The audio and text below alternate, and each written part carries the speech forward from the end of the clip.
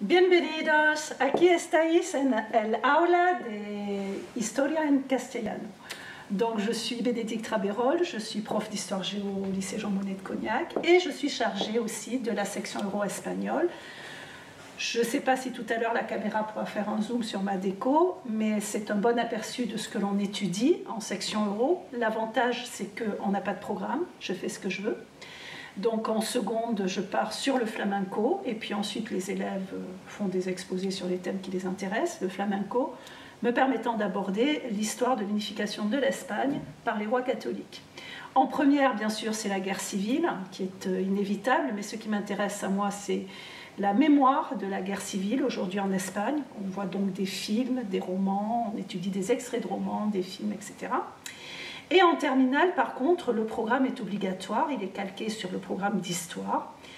Et l'année se clôture, l'année de terminale se clôture par un oral en histoire, un oral d'histoire en espagnol, durant lequel il faut parler pendant 10 minutes. Et l'élève, à l'issue de ces 10 minutes, a un échange avec le jury. Donc la section euro, c'est l'occasion d'approfondir l'histoire et la culture de l'Espagne en étant dégagé de l'évaluation de langue, puisque moi je n'ai pas à intervenir sur l'évaluation de langue.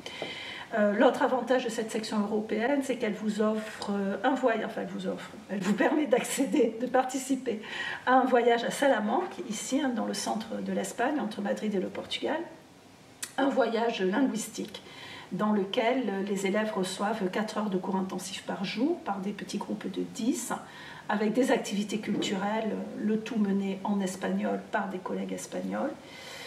Et c'est un voyage qui satisfait tout le monde chaque année et qui, bien sûr, est ouvert prioritairement aux élèves de la section euro.